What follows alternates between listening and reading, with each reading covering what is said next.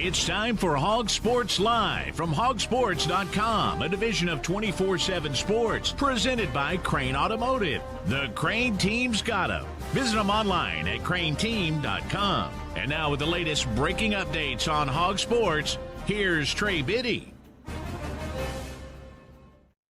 What's up, Razorback fans? What's up, trolls? What's up, bots? What's up, everybody? This is Trey Biddy with HawgSports, HawgSports.com. Got a lot to talk about this week, obviously, with Arkansas coaching search.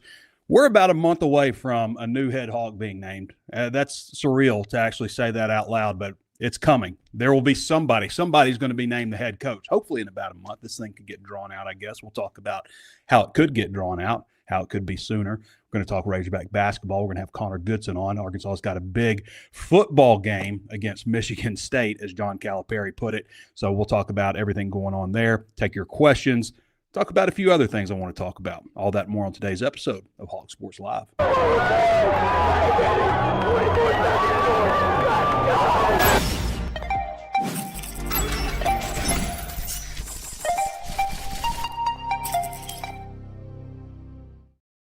See if I can do this eyes closed. The Crain Automotive Team has 16 locations across our state and is home to the Crain Commitment. You'll find Ford, Chevy, Buick, GMC, Hyundai, Kia, Volkswagen, and access to thousands of pre-owned vehicles. Vehicles for every lifestyle and every budget. Even if you're not in the market for a vehicle, the Crain Team Service Centers offer the latest in vehicle diagnostic technology and certified technicians. Almost got it. To take care of your vehicle and get you back on the road. Check them out at CrainTeam.com. HawgSports Live is driven by the Crain Automotive Team. You've done it. Now you're the Crain Cash Champ. You just won big with the Crain Team. Go ahead, soak it up. How could you not feel like a winner? You dominated with our low price guarantee, and you got way more for your trade. Plus, with statewide delivery on thousands of vehicles from 16 locations, and the fact that we'll beat any other dealer's price, we make our Kansans feel like champions every day. That's winning. That's the Crain Team. Visit CrainTeam.com. We are down to 5,774 vehicles right now at Crain Automotive. It's 5,800 something, so a lot of movement. 16 locations in Arkansas. Certainly appreciate the Crain Automotive Team for everything they do for us at HawgSports. All right, Michigan State, 6 o'clock. This is on Fox in East Lansing. Arkansas is plus 1.5. I love Arkansas in this. I could see a situation where they get down early. And the reason I like Arkansas actually is because just the way things went against Memphis. I know Michigan State was like 30-7 last year. You know, I know they were really good, ranked number 7 nationally. And we'll talk about Connor to find out a little bit more about what they got coming back this year. But I just like the way the Memphis game went, where it looked like Arkansas is getting taught a lesson about you can't just go out there and play and expect to win. That was resolved in a third of the game. It didn't last until the next week, and they got their crap together. You know, they figured it out in that instance. So I'm intrigued with this game. Obviously, I think a lot of fans are. It's going to tell us a lot about this team, and I like Arkansas in it. Just looking at the last game, Arkansas gave up 12 threes, which is too many, so I would expect them to really put an emphasis on that. 3 scores and three scores with 21 points or more. Darius Acuff, Trevin Brazile with 25 to lead everybody. Malik Thomas with 21. I said before, I don't know how you keep this guy on the bench. 4 of 10 from 3 last game, 7 of 15, 6 rebounds, 7 assists. What? I mean, be still my heart. Be still my beating heart.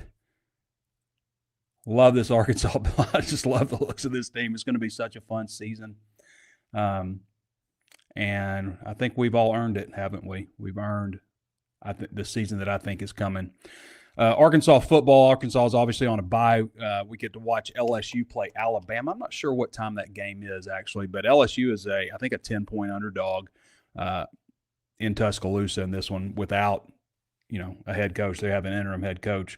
But Arkansas plays LSU in the week after this one. It's 11:45. That game's going to be on SEC Network. This is the 69th meeting, don't say it, between the two programs.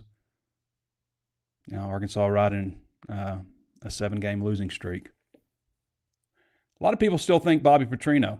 I want to get to this real quick before we play this on basketball, just because this is what John Calipari.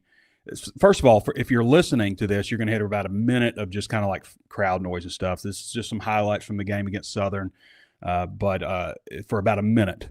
And then the next minute is just going to be a cut of John Calipari. So it's not him continuously talking. It's just me taking the best parts of what he said in the post game, which can be very entertaining. We're going to do more of this stuff just because Calipari, his one-liners, his quips and stuff are so good. So for those listening on podcast only, it's going to be about a minute. You might want to skip ahead, just some crowd noise, and then John Calipari the second minute.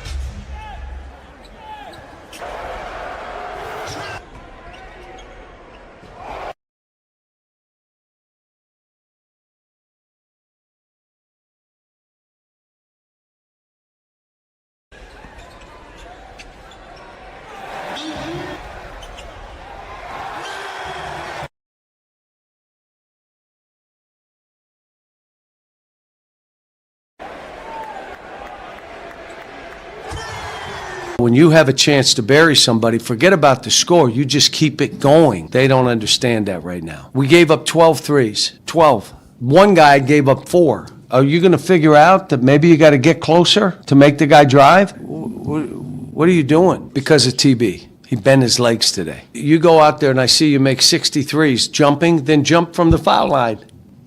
You're going to get 10 points a game at the foul line. If he's going to rebound like that and block shots, throw him the ball. This game we're playing this weekend, this football game we're going to play Saturday, you better be physical and know, foul out. In the first half, foul out. But if you're in 8th grade, you worry about starting. When you're in 8th grade, you got to start. Doesn't matter who I started the other guys in the second half. Who cares? Isaiah's going to be on SportsCenter tonight. He went on his side, he drove and dunked on him. This ain't high school where I'll let you drive by me and I'll block it. Yeah, you blocked that. He put both arms in the rim. The thing that I loved about DJ today, missed all those shots and then made one. I love that part. Missed all those shots and then made one. And he was just basically talking about how DJ kind of, kept shooting, didn't get down on himself, kept going, and then got it together. But that part about Isaiah Seeley getting dunked on, Isaiah's going to be on SportsCenter tonight. I got a real kick out of that. Calipari's, man, some of his one-line stuff is going to be really fun to follow this year, especially with the season that I think they're about to have. So what do we want to get into first here? A little coaching search stuff. So it's hard for me to remember what all I've said because every week seems like a day to me right now. It's just I look up and it's 5 o'clock every day. Not that the day ends. That just means when I start drive time, when I get on drive time every day. So, and then the evenings are spent mostly talking to sources and stuff, trying to figure out everything that's going on. But what we do know right now, and again, I don't know if I cover this on Monday, is that the number is $40 million that Arkansas has been working to inject into this football program over the next 4 years. That's a $10 million boost to the football program on top of, the capital that they already invest into football every year in terms of stuff that goes to salaries, stuff that goes to, the head coach salary, recruiting budget, transportation, everything that they do with football, having a support staff, going out and hiring a great NIL fundraiser, somebody that with some juice behind them, somebody that can really get a job done, a great football GM to work under Remy Cofield, people tell me that Remy Cofield is been very active, like calling and stuff like that. And I'm going to talk about something too that I've kind of come across. And it's going to sound like an advertisement, but I swear it's not. It's not an advertisement. It's just a way that I think might be an interesting avenue for NIL donations for, the common fan. And I'll talk about that in just a minute. But I do want to talk about the latest stuff going on with football right now. Everything that I have heard lately is that Arkansas is basically going to make James Franklin tell them no. I think we should expect James Franklin to tell Arkansas no. Okay, don't get your hopes up. Okay, but they're raising money. They're not where they need to be. Even if they don't get to the $40 million total commitment, from what I can understand, they're going to move forward and, kind of hope that just keeps going. Still try to get people invested, but they may have a backstop from what I hear in John Tyson. So where they can actually go out and say, hey, this is what we're doing. These are hard numbers, because that is something I've heard Arkansas has kind of struggled with a little bit in this coaching search, is being able to go out and say, this is what we're offering. This is what we have for support. This is where the NIL situation is, versus saying, we're going to be better here.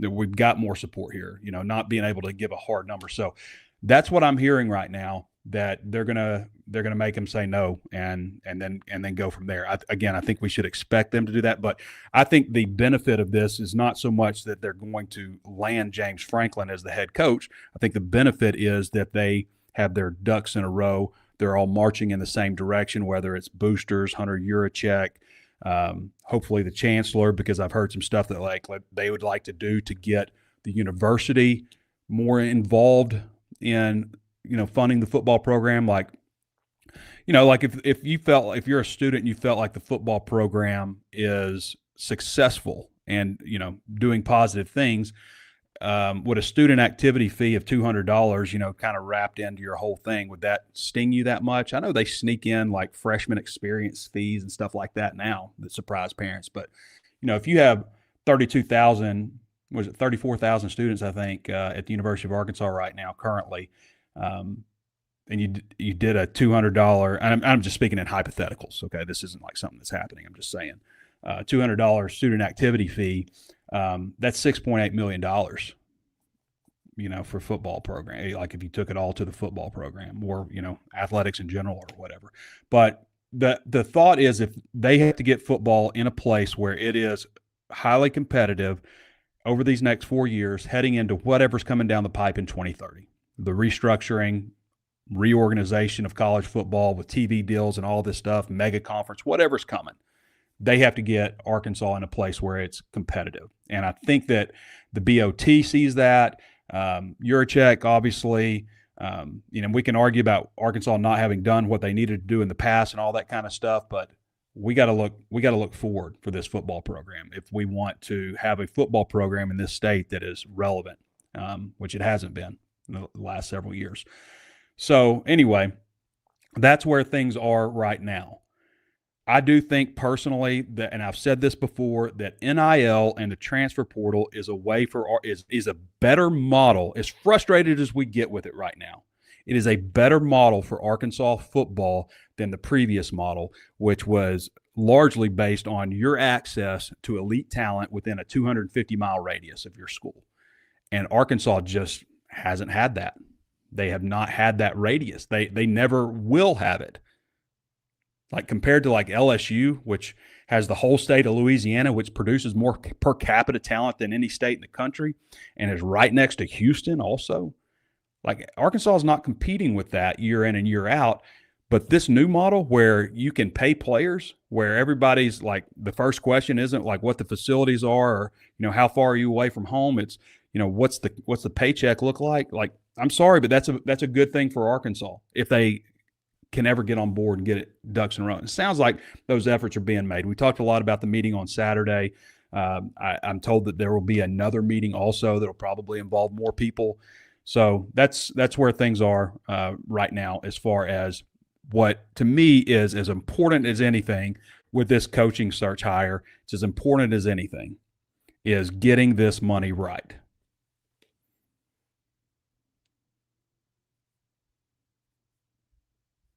Okay. Is that all I want to talk about? I don't want to give away everything, but I do want to talk obviously about some important things that are going on, maybe some stuff that's I've spoke about earlier in the week also. But I do want to mention, guys, like if you like what we do on this show, and if you want to support us, like we don't do like, Patreon, and we don't, like people have said, how can I donate for Patreon, all that stuff. We don't do like super chats and all that stuff. We have HawgSports, which is where we put all of our best stuff. And if you like what I do on this show, you like Danny on, on 103.7, you like me on 103.7 on Drive Time, on the Zone. Also, you like what we do on those platforms. Then support us what we do at Hog Sports. It, again, is where our best content is, and we're 75% off. Right now, this is scheduled to end tonight at 11 o'clock. I'm trying to get the offer extended, but I haven't gotten approval yet. But tonight it ends at, unless I can get it extended, it ends at 7 o'clock tonight. 75% off, HawgSports.com. Just select the annual option and sign up, and you can get everything that we're doing. We're dropping nuggets pretty much every day on Hog Sports with regard to this coaching search. And, guys, we're a month away from knowing who this coach is going to be. So it's a great time to sign up. It's a great deal. It breaks down to $30 for the entire year, $250 a month. So sign up, HawgSports.com. Certainly appreciate your support and everything we do over there. I'd also like to tell you about our friends over at Blakeman's. If you have not visited Blakeman's, their new store over there, it is something else. It really is, in Rogers, 3202 Pinnacle Hills Parkway, Rogers, Arkansas, 72758. This holiday season, you should shop for a meaningful gift that will last at Blakeman's Fine Jewelry, the official jeweler of the Arkansas Razorbacks. From exceptional diamonds and homeware to designer jewelry and timepieces from brands like David Yurman, Rolex, Tudor, Baccarat, and more. Enjoy a festive shopping experience both in-store at their new location or from anywhere at BlakemansFineJewelry.com. They also do delivery. Make your holidays unforgettable with Blakeman's. I would recommend checking out their store. I really would. There's nothing like it in the state of Arkansas right now, that store over there in Rogers.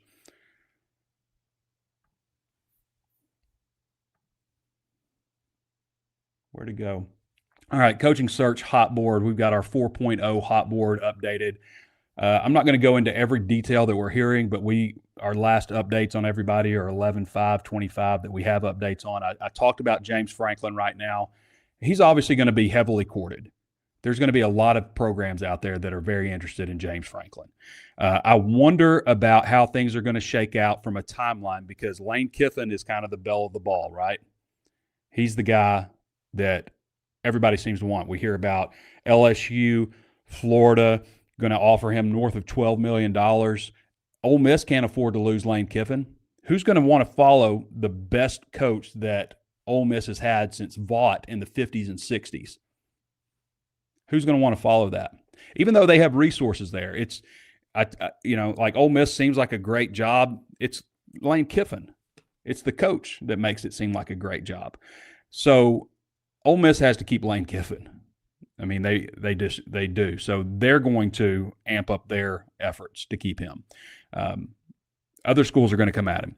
But the college football playoff, Ole Miss is going to the college football playoff most likely. So how does that work out? Because that's going to drag on. I mean, you get bounced in the first week, then that's a different story. But what if you make it to the semis? You're well into January now. The national championship game's like the 17th or something. Classes are going to start.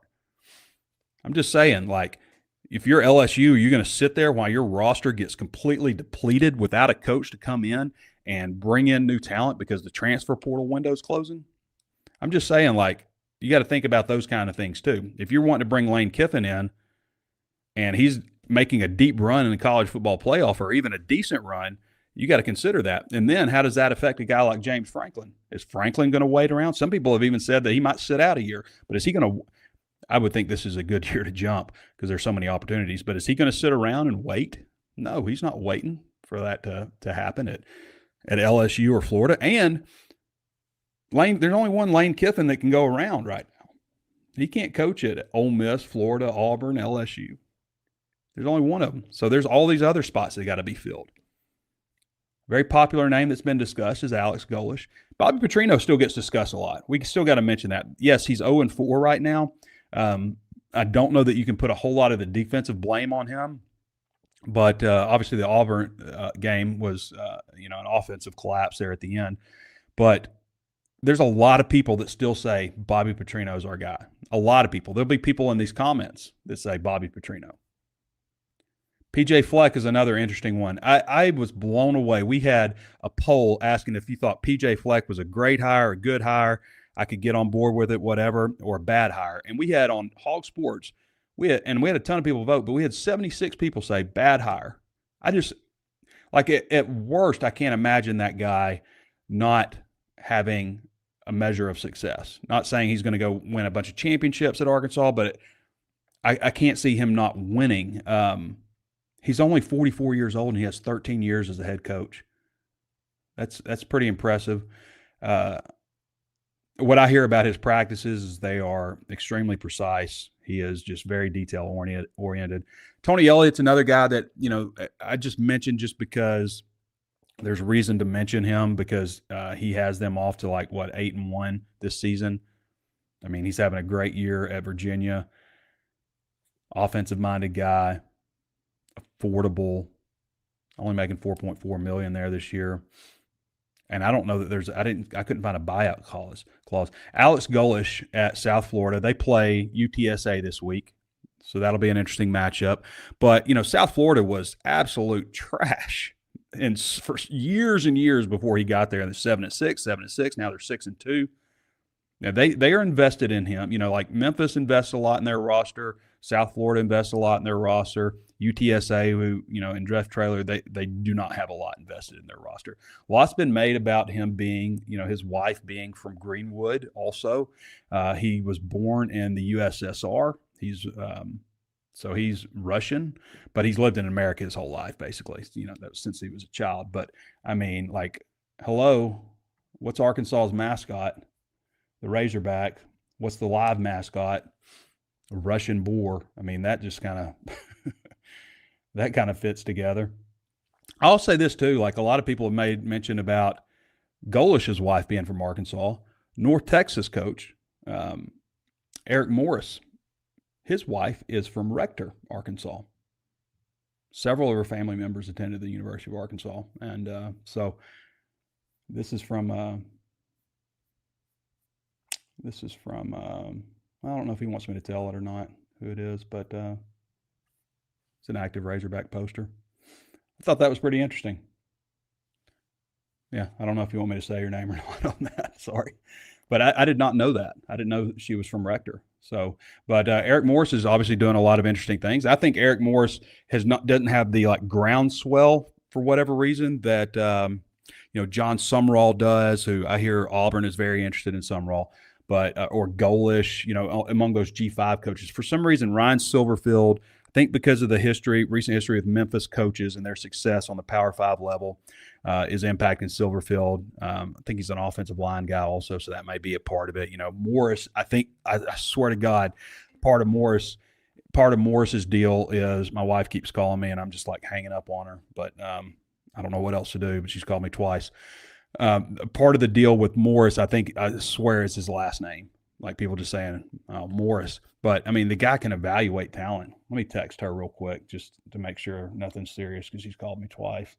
And she usually knows that I'm on air this time. I'm on show. Emergency. Okay, so... But anyway, I honestly think that's part of it. But John Sumrall is obviously intriguing as well. They just lost to Jeff Traylor, 48-26. And I like Traylor. I'm not pushing for Traylor, but I do think he's a solid guy. Okay. All right.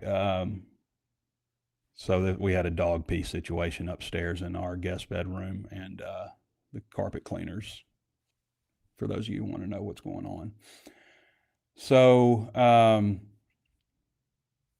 talked about Silverfield, I talked about Traylor. I mean, I don't want to go into detail on everybody. Jamie Chadwell, if he keeps winning, they've won 4 straight or something. They're starting to turn things around. Jason Eck is a guy that's come up a little bit. Jason Eck, I could see people, because he's an offensive line guy, played offensive line at Wisconsin, so the idea is always we want to change. We want to go complete opposite direction of where we were. But, New Mexico has sucked ass for years, and they're 6-3 so far this season. And, he comes from Idaho, where Idaho had like one winning record over the span of 12 years there. And, they were 7-5 in 2022, 9-4 in 2023, 10-4 in 2022, 2024.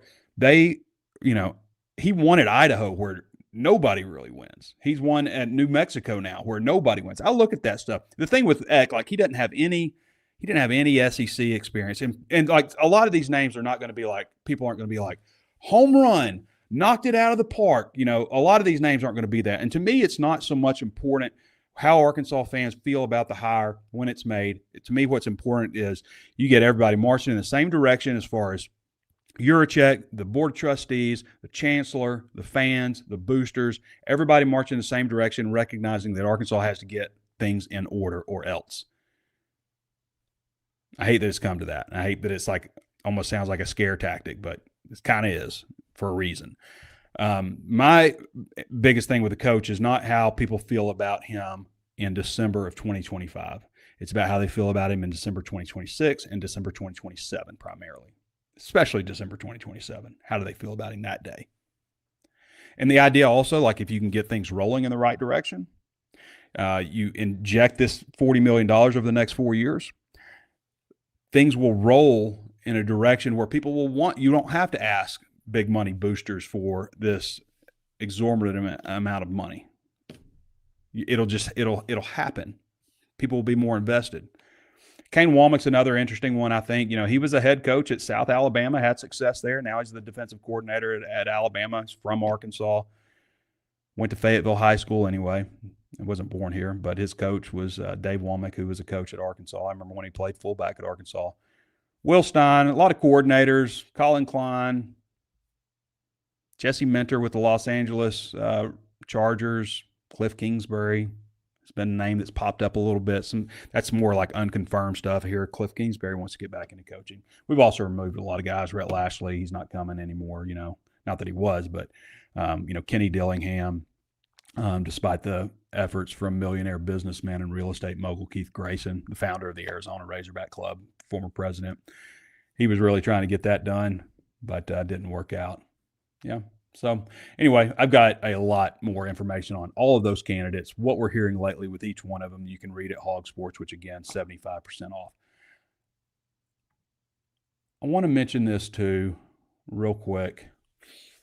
So I'd heard about this thing called Fan Stake. This is not an advertisement. Okay. It's going to probably sound like it because I'm bringing up this other company, but it's called Fan Stake. Okay.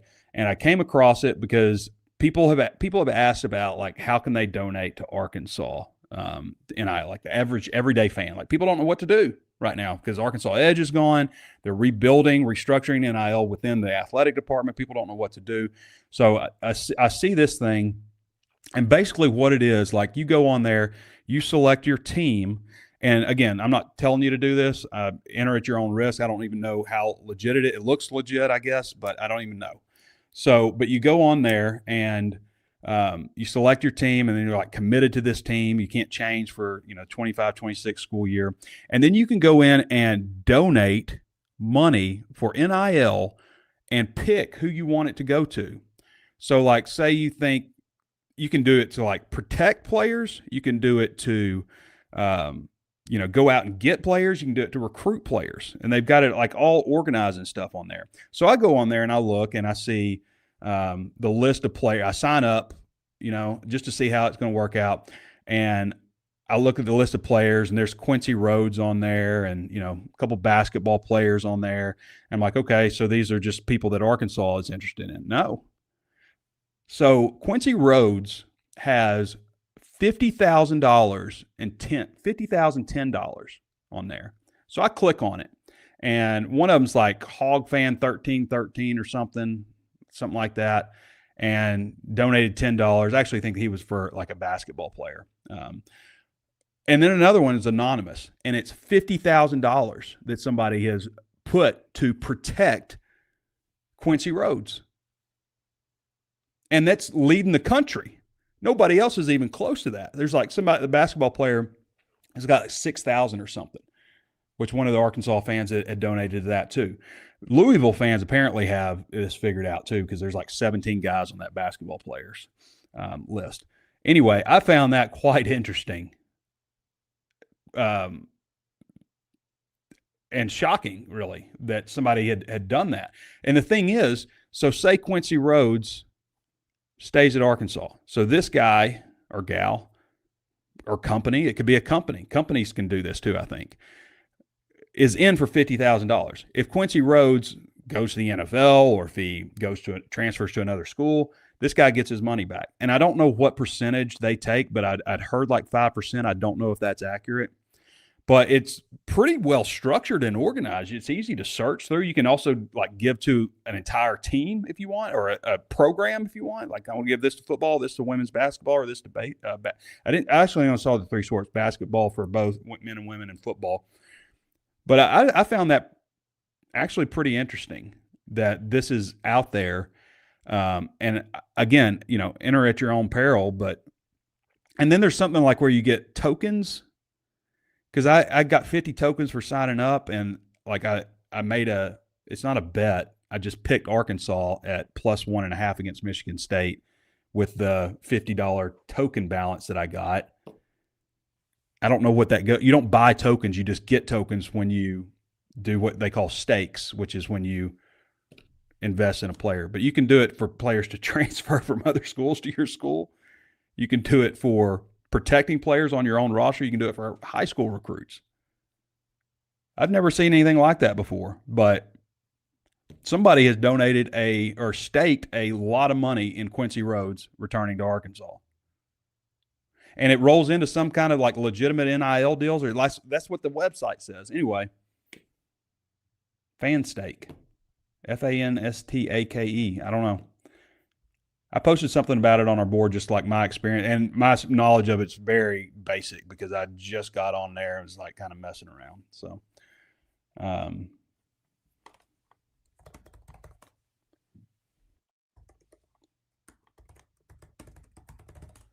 sorry about that. All right. Okay, let's go to Connor now.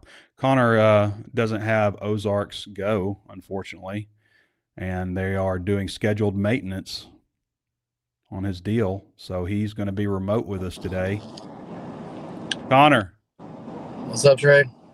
Got a lot of noise outside there. What's going on? Yeah, I think my air just kicked back on in my car. Yeah. Well, Ozarks Go, which Connor doesn't have, this is why he's out in his car, because he doesn't have internet service. It's only available in Northwest Arkansas, Oklahoma. It's expanding, but you can reach out to them at 479-684-4900 or ozarksgo.net/hawg, HAWG. They're not going to jack your rates up year 1 to year 2. I've had consistent, steady internet. One time they told me there was a schedule outage. It was going to be at like midnight or 1 o'clock or something, and I never even missed a beat. So go check out our friends at Ozarks Go. Several different tiers and fast, reliable, steady internet. What's up, Connor? Yeah, it'd be nice to be at home with the fiber and everything. But how's my voice? My voice is trying to make a comeback. It's trying to make a comeback. Yeah, you sound better. So, Connor, this basketball team is, I mean, who knows? We may change our tone. But I don't think we're going to. I'm really intrigued with what's coming up with this Michigan State game, especially since Arkansas football isn't involved this weekend. Mm-hmm. So we just kind of get to focus on watching a little SEC football and then checking out the basketball game. Should be fun. Yeah, it definitely should be fun. It's not often, especially nowadays, that you get these high major matchups on each team's campus. Like, it's just rare. Normally it's reserved for neutral site games, which Arkansas has a plethora of those also coming up. The Duke game, Houston, Texas Tech, take your pick. But yeah, it's rare that you get these home and home games. Obviously, from my understanding, Cal was the one that called Coach Izzo to see if he wanted to do this. And so I think it's really good. It's going to be a really big test for both teams. We're going to find out a lot about Arkansas. Can those freshmen, those dynamite freshmen, can they travel, man? Can they play in that hostile environment? And then you look at the front court. Can the front court be better than they have been for Arkansas? Because Michigan State's front court, led by Jackson Kohler, who had a double-double the other night against Colgate. He's going to provide a huge test for them. So they need to wake up a little bit and showcase a little bit of what we were expecting from them on Saturday for Arkansas to win. Yeah. What did you think of the performance against Southern? No, I can't hear you. I can't hear you, Trey. Can't hear me? Can anybody hear me? No. I could sign it to you, but I don't know sign language. I know I can see you. I can see Merry everything. Christmas. Hold on. I learned that in 6th grade. We wish you a Merry Christmas. Nothing? All right, we've got no audio from Connor. I'm going to pop over. We'll see if Connor can get it figured out. Hold on 1 second. We'll see if Connor can figure it out. And I'm going to go over to our Bet Saracen picks real quick. So we'll go ahead and do our wager wagon right now. Last week, obviously, we took it on the chin. We've had a really bad couple of weeks. We were surging.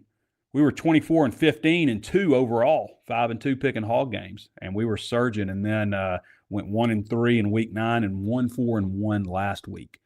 So week 11 coming up, and we've got Texas A&M -6.5 at Missouri. Both teams are coming off of a bye. Missouri lost 17-10 to Vandy last time out, and A&M beat the crap out of LSU and got Brian Kelly fired. I just feel like the Aggies are surging. I'm going to take Texas A&M -6.5. I like Vanderbilt to bounce back after their loss to Texas against Auburn, who doesn't have Hugh Freeze. Now, sometimes you can rally around maybe DJ Durkin or something, but I just think that Vanderbilt is going to put it together against Auburn. They're at home also. So, and love Diego Pavia. And I'm pulling for Vanderbilt anyway, so definitely don't want to put money against them. I like Alabama -10 at home. Same reason. LSU doesn't have a head coach. They have an interim coach also. Again, you can rally around that, but I just think Alabama is too good at home also. And we'll be able to watch LSU and see what they've got this week for next week's game. I mentioned earlier I'm going to take this first basketball bet of the year, Arkansas. I like them at +1.5 against Michigan State. And then I'm going to take South Florida in a little bit of a coaching search look. I'm going to take Alex Golish in South Florida over Jeff Traylor and UTSA. That roster for South Florida is, from what I hear, about 10 times what UTSA is worth, and it's at 13.5. -13.5 South Florida. So I'm going to take them over UTSA, even though I love Jeff Traylor. Got to do what I got to do. Okay, so those are the picks this week for Bet Saracen, Arkansas's #1 sports betting app. Arkansas's Fab 5 for Bet Saracen. Dude, you ever bet on bowling? Only if I'm in the tournament. So you bet on the other team, right? Hey, this aggression will not stand, man. Who's gonna lock for Sunday? I need to bring home the bacon. Not sure about you, but I take comfort knowing those dudes make their plays on Bet Saracen. Arkansas's favorite sports betting app. Who is that guy? Sometimes you eat the bar, sometimes the bar eats you. Okay, let's see if Connor's good to go. Connor, you back with us? I can hear you. I think so. I think I'm good. Yeah, I think you're good. I What do you think of the Southern? now. Yeah, I got you. All right. What'd you think of the Southern game? I thought that they did what they were kind of supposed to do. I thought that Southern's a really good test for them to start the season out. They're projected to win their league. I think they got half the votes to win the SWAC.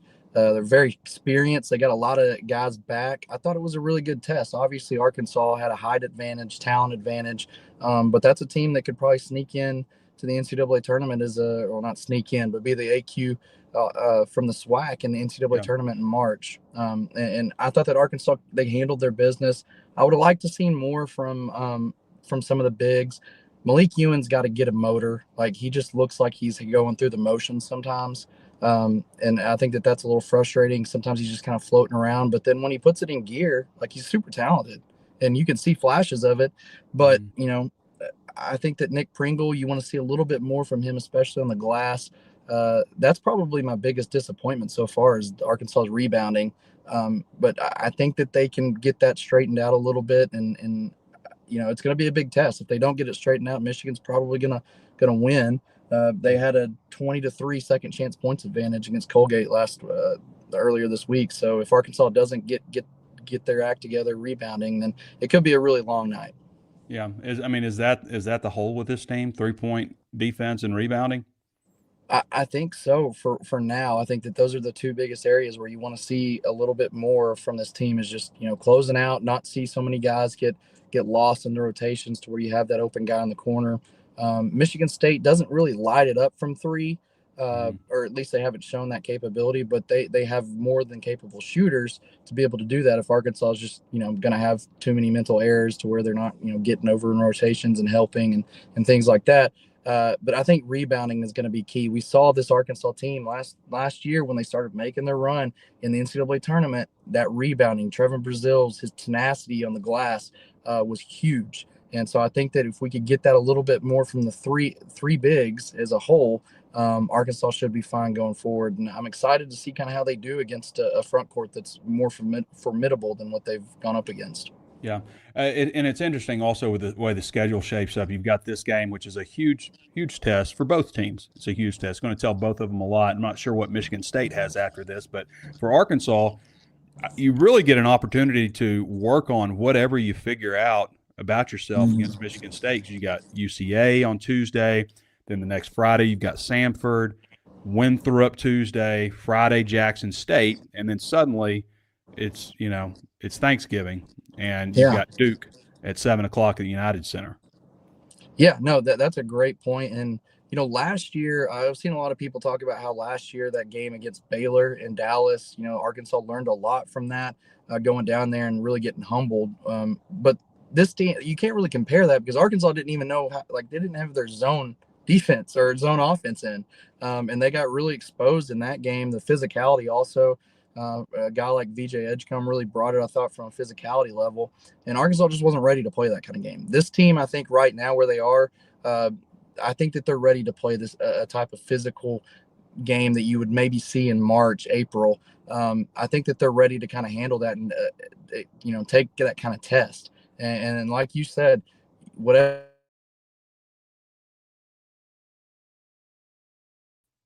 Who knows what Connor said? He's gone. All right, that's good. We'll end the segment there. There was a little bit of a struggle bus, but appreciate Connor Goodson hopping on while they are working to service his internet because he doesn't have Ozarks Go like you should if you live in Northwest Arkansas. All right. Appreciate you, Connor. Hope you get things settled, figured out in time for Saturday's game. I hope YouTube TV gets things figured out also because we got the Fox game this weekend, but after that it's like SEC Network Plus, and all that kind of stuff. So I got to get it figured out. Okay. Let me tell you real quick about our buddies over at Walker Brothers. I was actually in the Fayetteville store yesterday. We had family photos. So I was in the store yesterday looking for some new threads. Where I actually got this is a Faraday shirt here. I've actually had this for about a year or so, but it's just a really good fitting shirt. They've got Faraday, they've got Johnny O, they've got a ton of Peter Millar stuff, everything, like not just golf stuff, but like just about every kind of stuff, barber, coats, just a ton of great stuff, just a ton of great menswear, taking care of the guys out there because we don't need help, but it's nice when somebody else looks out for us is the way I kind of think about it. A lot of people don't look out for the guys, but Walker Brothers does. They bring you the finest men's clothing from around the world, carefully selected to last, fit right, and help you look your best. From game day essentials to distinguished luxury wear, from a meticulously crafted suit to the perfectly faded pair of jeans, every piece in their collection is hand-selected for enduring quality and iconic style. Experience that undeniable confidence that comes with perfecting your personal style. Visit them at 577 Millsap Road, Suite number 6 in Fayetteville, or at their brand new location, 3503 South 55th Street, Suite 101 in Rogers. I know you look like your wife's like, hey, we got this thing going on. And you're like, I don't have anything to wear. I don't know what to wear. Go take care of yourself. Get some nice clothes. Start dressing like a grown-up. Get rid of your jorts. Start dressing like an adult. It's time, and they can take care of you. They'll help you put stuff together. I promise you, they're going to help you out, and you probably need it, if we're being honest. Okay. So we go to some questions. Let's do the questions now. Time for the Q&A. We'll have Kevin Bohannon on back next week. We've got, some signing day, baseball signing day stuff. Thursday, we'll have him on, of course, help us preview the upcoming game. Flint, FL1NT, says, how much credit does Jeff Traylor get for recruiting the 2019 football class? A lot is due to him, actually. There were a lot of productive players in that class. If we hired Traylor, would be expected to see recruiting classes like that in the near future. So when I left Rivals for 24/7 Sports back ahead of the 2018 season, I actually hadn't quite left yet, but I might have left like in that moment. That's actually what happened. Like the day that I'd left, I was in Nashville at a convention and everything. And I remember I had a couple people that ran sites in Texas, and they were just talking about how much I would like Jeff Traylor. How he was just on top of everything, knew every athlete in the state of Texas before everybody else. And that goes back to his connections as a high school coach and everything. But yes, he had a big part in that 2019 recruiting class. There's no doubt. And they had a lot of Stepp, Craddock, Traylor, all those offensive coaches recruited their tails off. The defensive coaches were kind of like an older group. And, aside from, I'm forgetting his name. The defensive backs coach. I could see his face. How can I forget his name? Anyway, good guy. They had some good guys on that staff, but the offensive guy, Barry Lunny also. Those guys were the ones that really recruited. There were some coaches on that staff that weren't like Craddock was probably way ahead of where he should have been. Like he had been a GA a couple of years earlier, had only called plays for like 1 year, and to step in the SEC at like 30 years old or something. I don't even know if he was 30 yet, but regardless, he's now doing well at Tulane, as offensive coordinator. That's an interesting thing. Like if Arkansas were to get Sumrall, that would mean Craddock would he'd probably land on his feet no matter what, even if he didn't come back to Arkansas. But I don't put the blame of things that happened at Arkansas so much on some of those guys like Jeff Traylor, Barry Lunny, some of those guys, as much as I do, some other coaches, obviously coaches that I didn't mention. HogDog81 says, water gun to the head, who's the next coach? Your opinion. If I was on my knees, handcuffed like this, somebody had a gun, a water gun, you have to say it right now. That's what I envision. Like I'm all sweaty. Somebody takes a bag off my head and I'm in the desert. Who's the next coach? Golish, I guess. I feel like that's a fairly safe bet. Do I think that Franklin will wait till the season is over before he takes a new job? I've heard that. I don't think that's how it's going to play out. I think he'll do it now. I mean, he's 44 years old or so. I think that's probably how it works out. If you were the AD for Arkansas, who would you hire to be the next head coach? There's going to be a lot of these questions. Who would I hire? Like if I could just go out and get anybody, it would be hard for me to say no to James Franklin just because he's established. I can't look in your head. Like I did this with Calipari when he came to Arkansas, and people were like, well, he's washed up, all this kind of stuff. And I'm just thinking so John Calipari, look in my crystal ball, look 4 years from now, is he going to be is he going to end his Hall of Fame career as an utter failure at Arkansas? Don't see it. Don't see that happening. James Franklin, he's just going to, if he were to be the next Arkansas coach again, I'm not saying that. People will put that in my mouth and say that I said it. But Arkansas is going to make a run. He's going to tell them no, or he's going to say yes, but he's probably going to say no. But, can you envision that guy just not getting it done? Like, I know he didn't get it done this year in Penn State. Shouldn't have been fired at Penn State. Like 1 year from where they were as a program when he took over. Like, I'm not saying he's going to win the SEC title at Arkansas, but he's not going to not win games. He's not. It's just not going to happen.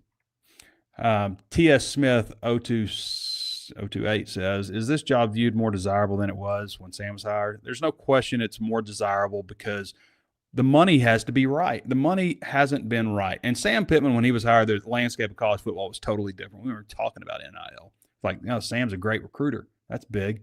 Well, let's mitigate that. And not only let's mitigate it by bringing in NIL in 2021, let's also not let him go out and recruit at all in 2020 because of COVID. It's like, if things could go wrong for Sam Pittman, they did right when he got here. Pittsburgh Squealer says, T-Train, what kind of diesel do you have in the golf bag? Driver. I have got the QI. Is QI 35 the new one? I got the new one. The TaylorMade QI 35 with a Mitsubishi stiff. My buddy was listening on, I was just kind of like speaking like, just like, yeah, I can knock it out there. Somebody asked me how far do you hit your driver? And he was just listening. He's like, man, you sounded kind of cocky talking. He's like, I was just like, how do you answer that question? I didn't want to say like, oh yeah, I can carry it 290, excellence. But anyway, he was just listening. I don't think he maybe caught the notes of, sarcasm stuff, but I'm a decent driver. But I will say I got this, and I got two things this year. I got a new driver, and I am longer and straighter with that. It's the QI 35, right? Is that the right one? Last year was the QI 10, right? Yeah, QI 35 with the Mitsubishi blue shaft, which was not cheap, but I needed a new driver. The shaft, you got to get fitted for the shaft. Like that's important. Daly says get fitted for grips. I also, for the first time ever, got fitted for a new putter. Got fitted for our putter. And that has made a big difference. I have taken my number of putts down, and I think that's one reason. Like each year, the last few years, I have broken 80 one time. This year, I did it 4 times. And a big reason, I think, is that putter, and it helps stay in the fairway. Daly also says, I hung out with Daly the other day at the suite at the exhibition game against Cincinnati. But he says golf is a game played from 150 yards in. Or does he say 100 yards in? Whatever he says is really nice. But, John, you're a pro golfer. That's easy to say when you're in the fairway all the time. Like if you're hitting it out of the trees, I probably compete with Daly when it comes to punching out because I got a lot more experience than he does. I'm good at punching the ball out of the trees. Anyway, yeah, I got the QI 35. Long answer. Going to get out there tomorrow, play some golf, try to get out on Fridays if I can. I like PJ Fleck, says Hogtalica, but I'm concerned about some of the similarities between him and Bielema. Both were proven winners. There's a lot of difference between him and Bielema, especially when Bielema was here. Both were proven winners at programs with limited resources in the Big Ten, but no SEC experience. I agree with that. I do think that he is extremely detail-oriented based on what I hear. What do you think about that comparison? I don't know. I don't see the comparison as much, aside from the Big Ten background, obviously, and him never having coached really in the SEC. Mr. Coxey says, in your opinion, are the powers that be more focused on making a big name splash hire, or the hire that may not be a big name but can provide consistency? I think that they would love to get and I feel like they're going to be behind making a hire like Franklin if they can get him here, but that's a big ask. Like Arkansas, when you look at like the last couple of hires and you're just like, and now they're just going to go get James Franklin, does that add up? Razorback in NYC says, but no, I think that it's important to make sure this guy's the right guy. I do not care about winning the press conference. I don't care about some guy getting up at the podium and winning you over because he says left lane hammered down. We're going to be one of the more explosive offenses of all in college football. What did he call it? He said a run-oriented play action shot offense. A run-oriented play action shot offense. Is that what he called it? Okay. Razorback NYC has I think just making a point, if I'm guessing, because this is a really long post. You mentioned Arkansas wants to get top 5 to 8 in funding. Went on to say spread out among salary, travel improvements, recruiting, and more. How much do we need to move the SEC from top 13 talent to SEC top 5 to 8? Well, it's also going to take NIL. And what I have heard is Franklin wants $30 million in NIL. Arkansas's got, so you got 20.5 million, 21.5 million. 21.5, 20.5, I can't remember. But it knocks it down to $18 million, yeah. Because they take two, yeah, okay. So they take 2.5 off the top for scholarships, to fund scholarships, down to 18.5, one or the other, I can't remember. It comes out to about 75% of that comes down to about $13.5 million for football. And you should maybe say 75% is too much. Football 74% of the revenue. It's not too much. It makes sense. So then you have to get through NIL the rest of this. And the way teams are doing now, because agents want numbers. I mentioned agents want numbers with coaches. They want numbers with their athletes. They want to be, guaranteed this is what we got. So they want the revenue sharing number, not the NIL promises. So what they'll do is they'll say, okay, we're going to give this athlete $100,000. And then they're going to find NIL stuff for him and say maybe they get $50,000 in NIL. So then that's $50,000 more that they put back in the bank, and they go to the next athlete and they got $50,000 more for him. And then they find NIL, so on and so forth like that. That's kind of the recycling that we're seeing today in NIL and revenue sharing. Question, how can we make sure our new head coach is balanced for the first time in a long time? I would have to read this, Razorback. I appreciate but it's a lot. You've written a lot down. I don't know if I can just read all this off. But yeah, I'm not interested in winning the press conference. Hogtalica says, last HawgSports Live, you said there are a lot of good coaches and bad coaches, and there are some bad coaches in the running for the job that you hope Arkansas avoids. You didn't have to name names. They're going to be we can talk about, so here's a good way to look at this. Alex Golish, Eric Morris, Jason Eck, Jeff Traylor, John Sumrall, some of these G5 coaches, that are Ryan Silverfield, have a chance to land in Power 5 this year with so many openings. Most of those guys aren't going to get the job done. Most of those guys are going to end up getting fired. It's just the reality of it. One or two of them are going to go on to have success, but most of them are going to get fired in a few years. We looked at, PJ Fleck's an example. PJ Fleck, 13-1 at Western Michigan, went on, did things at Minnesota that hasn't happened since the 50s. Been great for Minnesota. Trying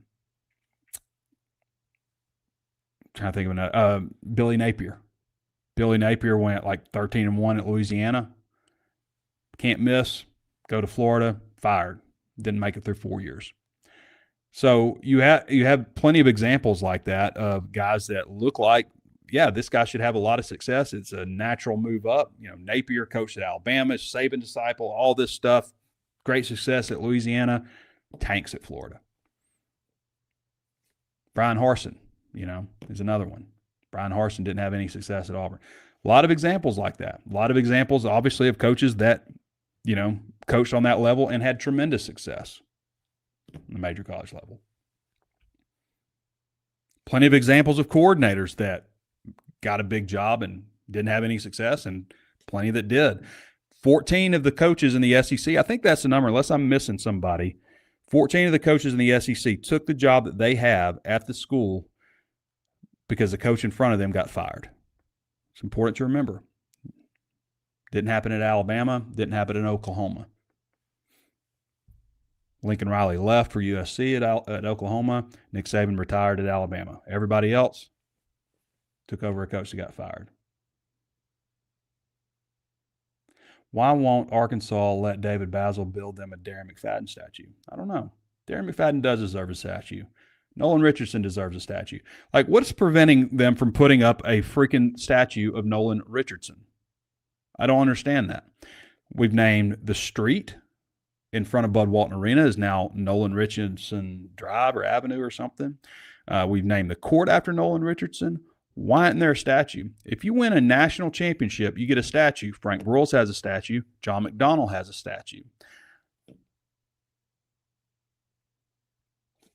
I don't understand. Why doesn't he have a statue?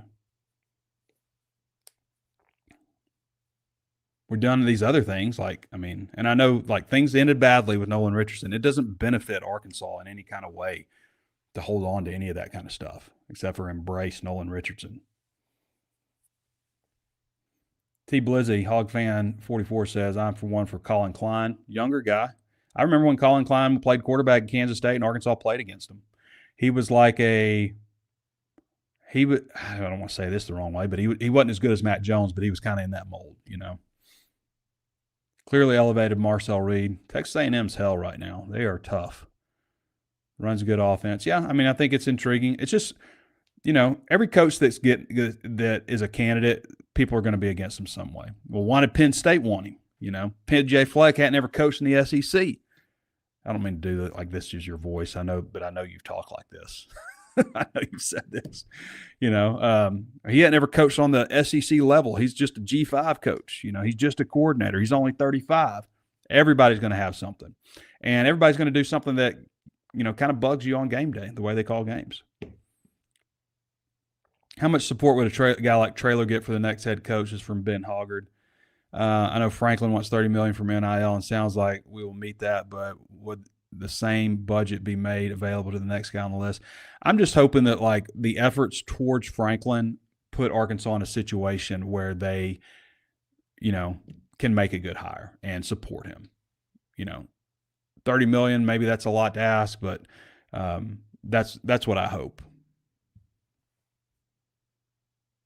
T Biscuit. It's from Smiling Assassin's Creed. It's usually never the guy being talked about who's being talked about that could be realistic. So let's look back at history a little bit.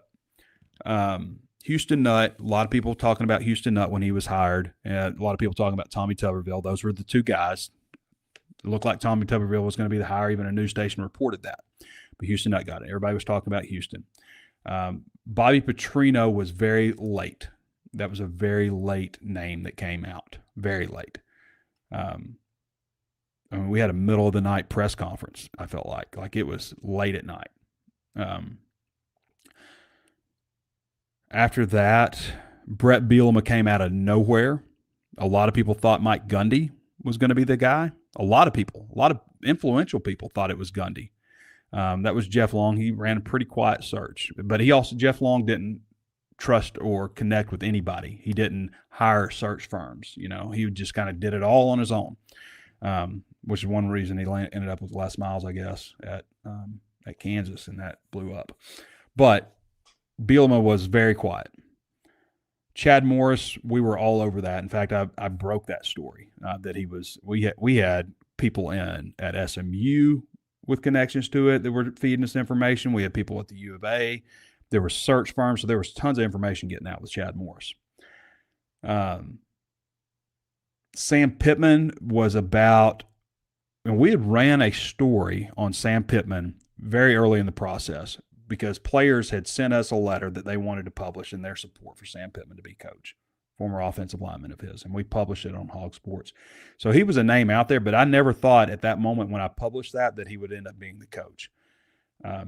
Not until a few days before, I think I put something out like it's, Sam Pittman's looking like the guy that's going to be. And that was a few days before, and then that all ended up coming to fruition.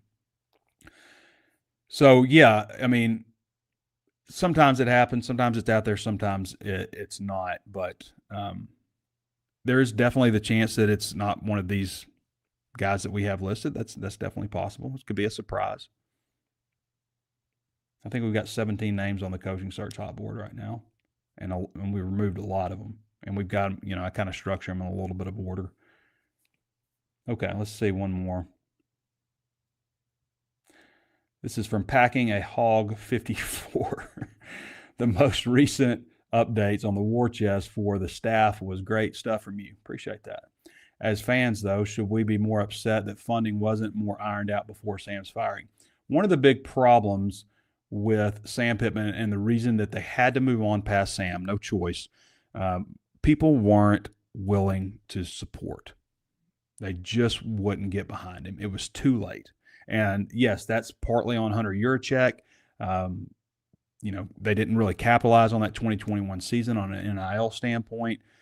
Some of it's on, obviously, Sam Pittman for losing games. Obviously, that Liberty loss, you lose people when you lose a game like that you never get back.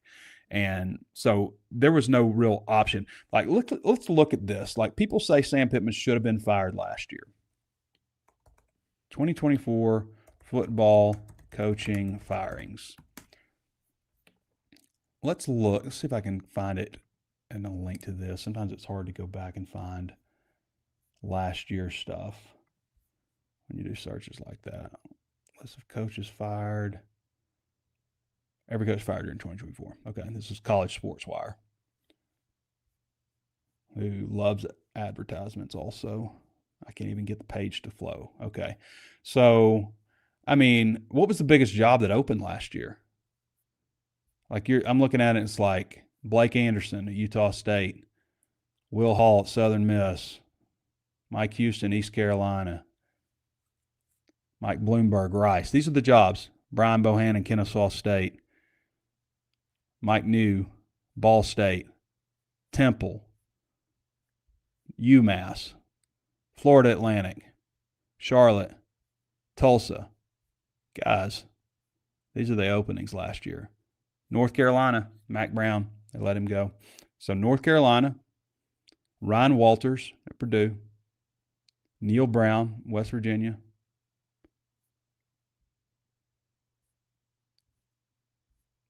I'm looking at App State here. So it looks like 3 jobs. This year, you're already talking about Arkansas, Auburn, LSU, Florida, Penn State. Oklahoma State, UCLA, Virginia Tech, Stanford, Oregon State. And there's probably more to come. So there's an obvious reason, and I said it many times, why coaches weren't fired last year. It was that getting that revenue sharing model in order, $20.5 million, getting that in order, and people hated the calendar because you fire your coach, the transfer portal opens in December, and all your players leave, and all the best players get signed before you have a chance to hire a new coach. And for the most part, everybody who was fired last year, what's West Virginia's football record right now?